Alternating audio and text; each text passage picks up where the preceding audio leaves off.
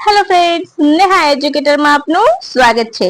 Today special. તમને સૌને ખબર છે ટુડે સ્પેશિયલમાં હું લઈને આવ્યું છું જે દિવસ વૈશ્વિક લેવલે ઉજવાય છે તેની માહિતી, તેની થીમ સાથે અને ક્યારથી ઉજવાય છે તેની માહિતી સાથે. એકદમ શોર્ટ એન્ડ સ્વીટ, જે વન લાઇનરમાં હંમેશા પૂછાતું હોય છે. તો ચાલો બિલકુલ પણ સમય બગાડ્યા વગર શરૂ કરીશું. 21 માર્ચે ઉજવવામાં આવે છે વિશ્વ વન દિવસ, વિશ્વ કવિતા દિવસ, વિશ્વ ડાઉન સિન્ડ્રોમ ડે, વિશ્વ કઠપુતળી દિવસ અને નવરોઝ દિવસ. તો ચાલો આગળ વધી જઈશું ફટાફટ. 21 March international day of forest. Forest and food any theme છે આ વર્ષની, રાઈટ. પ્રથમવાર 2013માં ઉજવવામાં આવ્યો હતો. ક્લિયર. વિશ્વ વન દિવસ, થીમ ફોરેસ્ટ એન્ડ ફૂડ, પ્રથમવાર 2013માં. નેક્સ્ટ 21 માર્ચ વિશ્વ કવિતા દિવસ, પ્રથમવાર 1999માં.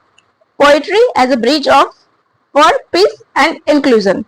પછી આવશે વિશ્વ કઠપુતળી દિવસ. તેમાં થીમ તમારે યાદ નથી રાખવાની, ફક્ત યાદ રાખવાનું છે કે 2003માં ઉજવાયો હતો.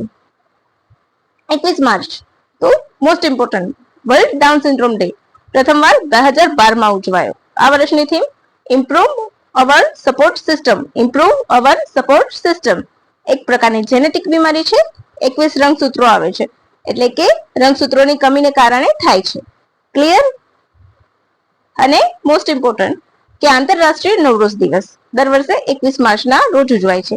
2009માં યુનેસ્કોના અમૃત વારસામાં સ્થાન મળ્યું હતું. 2010 થી દર વર્ષે ઉજવાય છે વિશ્વમાં. મધ્ય એશિયા, ઈરાન, અફઘાનિસ્તાન, અઝરબૈજાનમાં પારસીઓ દ્વારા ઉજવવામાં આવે છે. પારસીઓનો તહેવાર છે, એ પણ ક્લિયર. મોસ્ટ ઇમ્પોર્ટન્ટ કેમ તો આ વર્ષે કિર્ગિસ્તાનમાં યુદ્ધ આયોજન થાય છે. કયું? ભારત કિર્ગિસ્તાન વચ્ચે ખંજર.